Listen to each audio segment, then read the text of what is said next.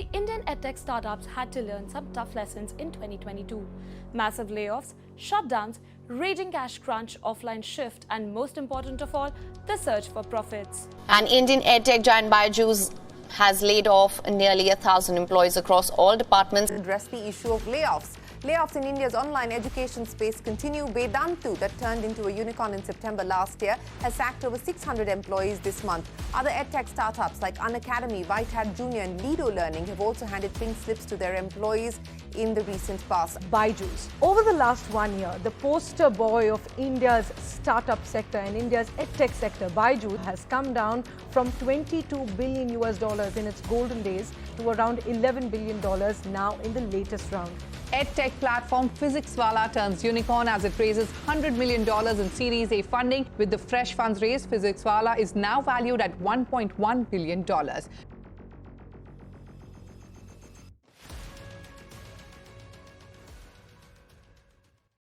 India's edtech startup is one of the most valued startup sector, which is growing at a rate of around 20%, has finally come to crashing down. And most of the Indian edtech startup is in trouble. Now many of you would ask, how could this be even possible? Because recently we heard that one of the mega brands like PhysicsWallah has become unicorn and has created a profit of rupees 98 crore. Well, to give you the figures, Byju's have laid off more than 5,000 employees and posted a gigantic loss of rupees 4,564 crore against a revenue of rupees 2,280 crores in fiscal year 2021. Another edtech player, Unacademy, posted an operating revenue of rupees 719 crore and a loss of rupees 2,848 crore in fiscal year 2022 and has fired around 2,000 staff members. Third in the list is edtech unicorn Vedantu, which had an operating revenue of rupees 619 crore and a loss of rupees 696 crore in fiscal year 2022. On the other hand, we have some brands like PhysicsWallah, which recently entered into the unicorn club by raising $100 million, which gave PhysicsWallah a valuation of $1.1 billion.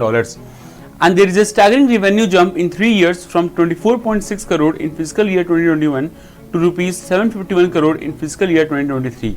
And the cherry on the cake is that they are profitable since Alak Pandey monetized his venture in fiscal year 2020, rupees 9.14 crore in 2021, rupees 133.7 crore in fiscal year 2022 and rupees 108 crore in fiscal year 2023 respectively.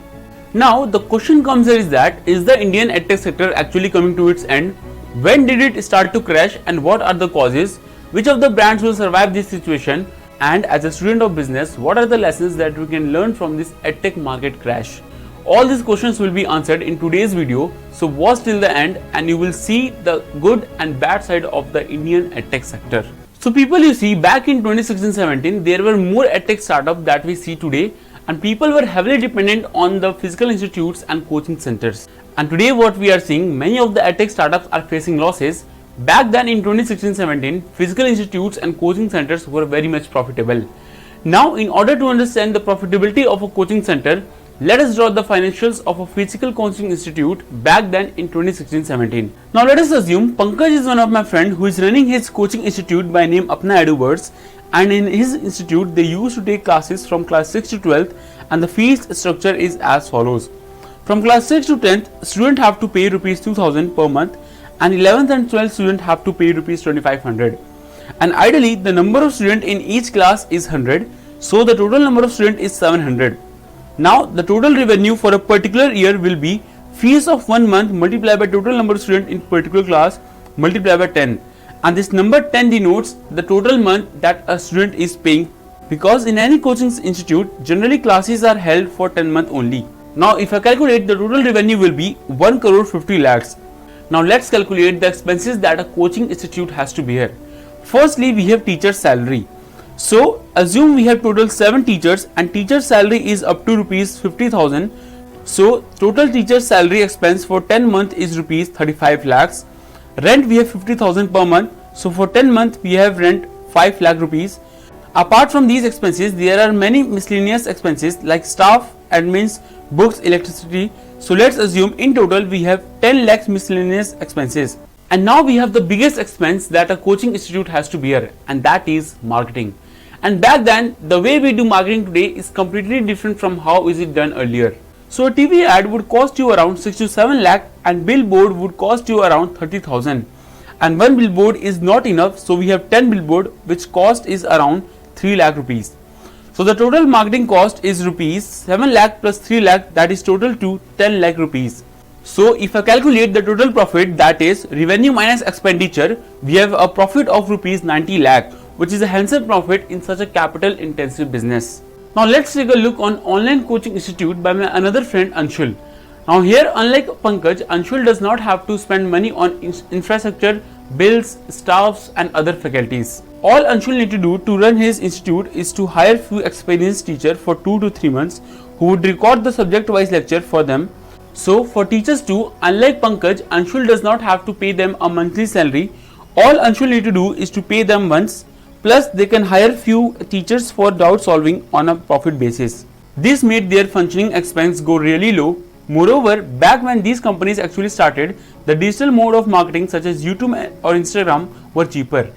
Due to this, they were also saving on their advertisement and marketing cost. So, the Anshul Edtech company will be more profitable as compared to Pankaj Edtech company, as the expenses are extremely low.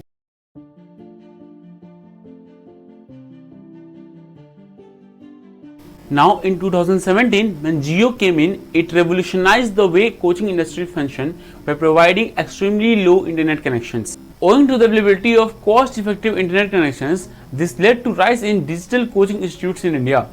And this type of coaching institute have two major advantages over the physical coaching institute in India. Firstly, the market size for these coaching institute is not restricted for a particular city or a particular locality. They could approach any student across the country. Number 2, with the pre-recorded lectures, they could even sell customized courses or subject-specific courses to students. Now, if a student only wanted to study physics, he or she was not compelled to pay for other subjects as well. Therefore, initially, EdTech market required ultra-low working capital and was a huge profit margin business with boundless potential to scale. And due to all these advantages, a large number of venture capitalists and investors approached these EdTech founders and started investing in this EdTech market and even turning many of them into unicorns. Now the question comes here is that when everything was going right, EdTech was becoming a booming sector, venture capitalists and investors were investing in these EdTech companies. So what went wrong with these EdTech companies and why there have been a mass layoffs and many of them are also shutting down? Well, to understand this, you guys need to first understand that in any business, when the entry barrier starts to decrease or is very low, then the number of competitors in that particular business tend to increase. Similarly, as the entry barrier in starting a EdTech company tends to decrease, then the number of competitors in that business started increasing. The cost for course making was low and the selling was easy.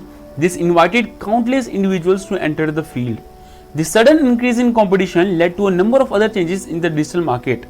Owing to the increased number of advertisements for similar products, the cost per conversion escalated multiple times. So earlier, if a company was investing rupees 10,000 for acquiring a customer, it increased to 20,000 when the competition in the market increased. So now company will have to raise more money, which will drastically increase the cost of investment in EdTech as margin between investment and profit shrank. This led to incurring losses in most companies.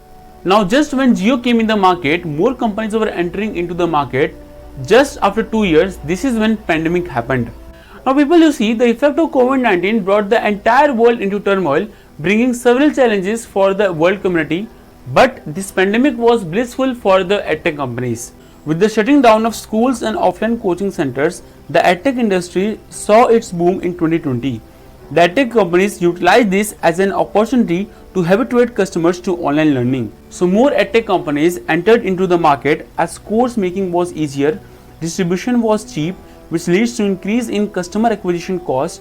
Due to this, more and more companies started giving more discounts, more free sessions, hire more staffs, and in order to bear the cost, companies gathered more funding.